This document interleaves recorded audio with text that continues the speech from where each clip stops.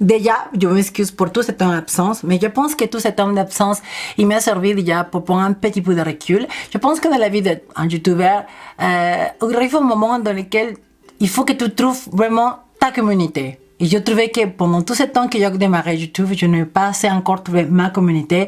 Et le fait de que 2 semaines avant, j'ai rencontré quelques personnes, quelques petits abonnés qui sont comme moi aussi, ça m'a fait comprendre vraiment à qui je dois faire mes vidéos.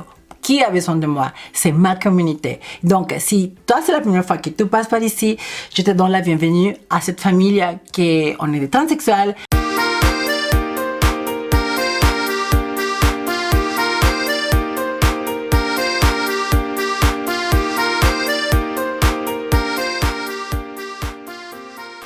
Toi, tu as traversé cette période difficile dans laquelle tu ne sais pas où tu t'es trouvé. Si tu es arrivé ici, je te donne la bienvenue.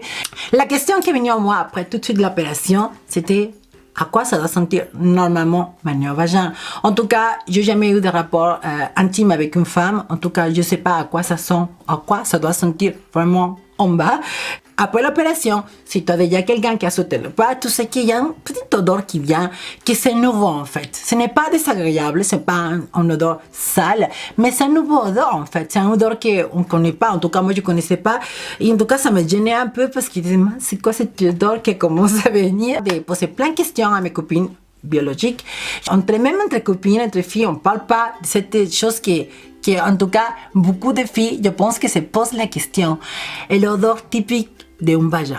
En tout cas, je ne sais pas si vous savez, il y a Gwyneth Paltrow, je ne sais pas si vous connaissez Gwyneth Paltrow, c'est un actrice américain qui a sorti tout récemment une bougie que ça sent son vagin.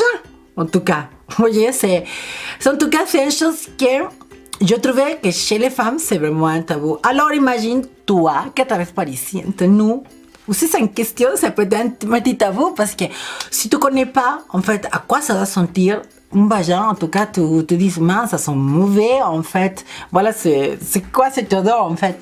Il y a parlé aussi des personnes comme gynécologues ou des gens qui m'ont instruit un petit peu. Et là, je peux te dire à quoi normalement ça va sentir ton vagin.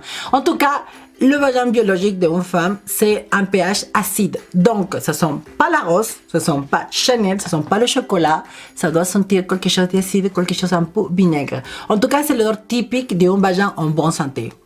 Encore une fois, un vagin en bonne santé, ce n'est pas un vagin qui a une infection ou qui a un déséquilibre de pH. En fait, normalement, le mauvais odeur d'un vagin biologique, normalement, c'est dû avec un déséquilibre, soit une infection, comme je te dis, ou un changement de l'OPH du vagin. Il faut savoir que l'OPH de l'esperme d'un homme, en fait, c'est alcaline. Et que, par exemple, après un rapport, normalement, et l'odeur, ça peut changer le pH de ton vagin et l'odeur, il peut changer. Jusqu'à là, c'est à mes recherches, en tout cas, à niveau biologique, chez les femmes. Malgré tout que nous, on va dire, le vagin biologique d'une femme, c'est des muqueuses et que se nettoie normalement, auto-nettoie. En fait, normalement, un vagin biologique se nettoie toute seule en fait. Normalement, tu n'as pas besoin. Bon, si tu es une fille biologique et tu as tombé par ici par hasard, et peut-être tu sais pas, en fait, il faut savoir qu'un vagin, ça se nettoie à l'extérieur. La vulve, les plis, mais jamais à l'intérieur. Il ne faut pas mettre des produits ou des choses comme ça. En tout cas, je suis scandalisée de connaître des gens.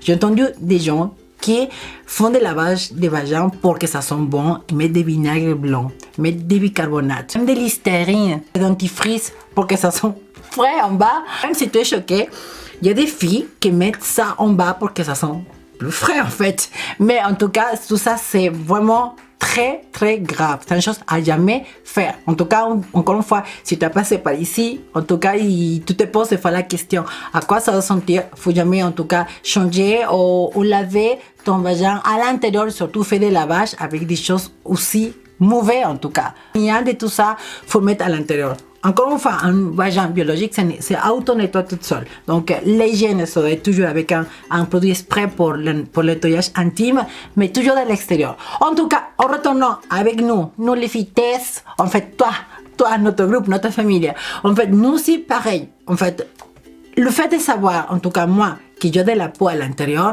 en tout cas, je disais, mais peut-être tous les conseils qu'ils donnent, c'est vraiment pour un vagin biologique. Mais non.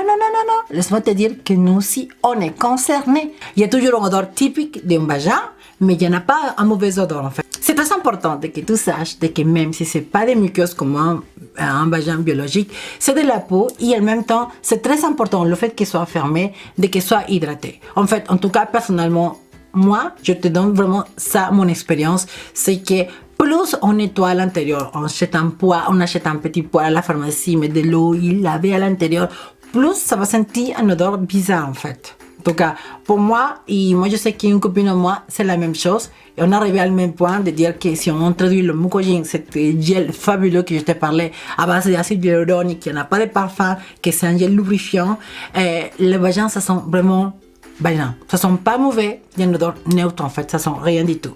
En tout cas, c'est ça que pour moi, ça marche très très bien et je pense que pour toi aussi. Donc si toi aussi tu te poses plein de questions, cette odeur, ça te gêne, tu sais pas, laisse-moi te dire que c'est le même conflit chez les femmes biologiques. Oui, parce qu'il y a beaucoup d'informations et encore une fois, c'est un thème tabou. En tout cas, il y a beaucoup de personnes qui ne parlent pas et c'est tellement naturel en fait de savoir, c'est une partie de ton corps, il faut que tu l'aimes, il faut que tu saches à quoi ça doit sentir. En tout cas, si tu es comme moi, une personne qui a sauté le pas, c'est très important à savoir à quoi ça doit sentir en bas.